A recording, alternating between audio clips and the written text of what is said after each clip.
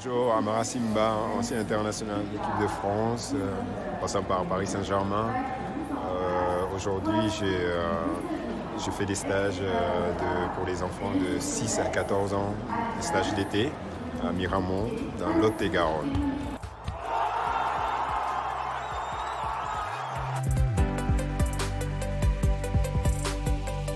Je suis très bien parce qu'il y a des histoires qui vont s'écrire. Il y a déjà une, c'est-à-dire Maroc, qui a été au plus loin. C'est une équipe africaine et qui ont fait une belle Coupe du Monde. Et il y a la France qui est en finale.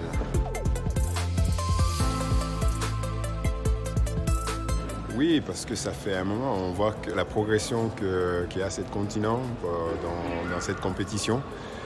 Même s'il n'y a que 5 nations, quand 5 pays qui y participent, là on va être peut-être dans le troisième sur cet événement avec le Maroc et qui a vraiment mérité et qui n'a pas pris beaucoup de buts et j'ai trouvé que c'était vraiment un exploit.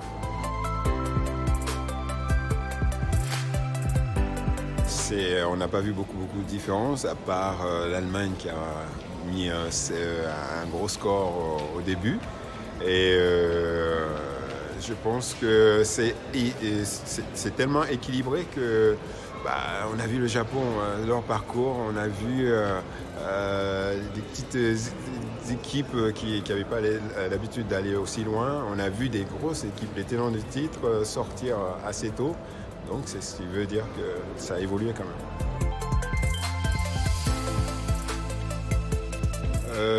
Souvenir de Coupe du Monde, j'étais encore en Afrique, c'était en 74, il y avait la finale l'Allemagne-Hollande.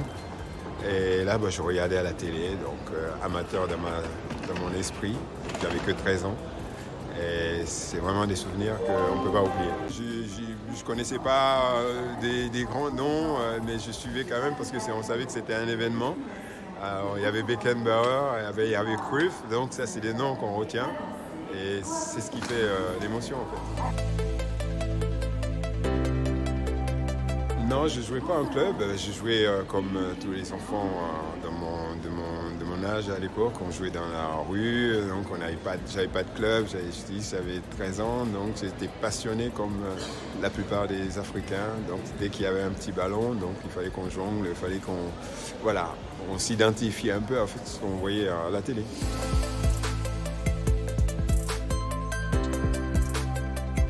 Non, pas rêver de jouer à une Coupe du Monde, rêver de jouer tout simplement au football, jouer à un haut niveau, mais parce que on ne sait pas si pour atteindre à ce niveau, il faut passer par l'équipe nationale. Donc moi j'étais gamin, donc c'est comme aujourd'hui tous les enfants quand on les regarde, ils s'identifient à tous les grands joueurs. Donc ça veut dire qu'ils ont envie d'être là-haut aussi.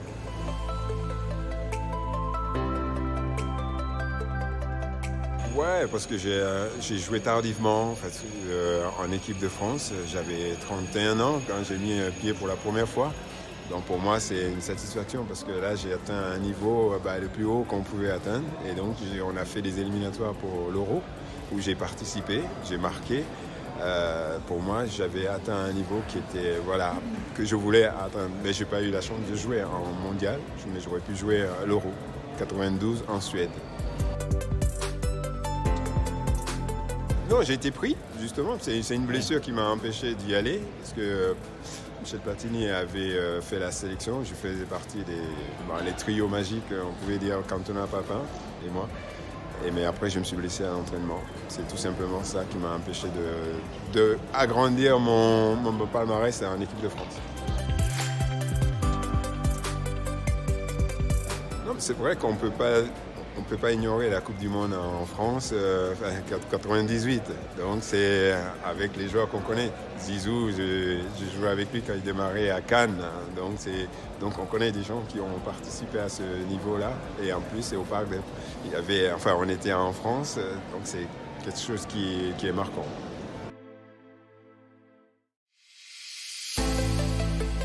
Ça reste pour moi un souvenir de Coupe du Monde puisque ça a été en France, ça a été gagné ici. Et c'est ici que j'ai été connu au niveau sportivement parlant, ça reste un grand souvenir.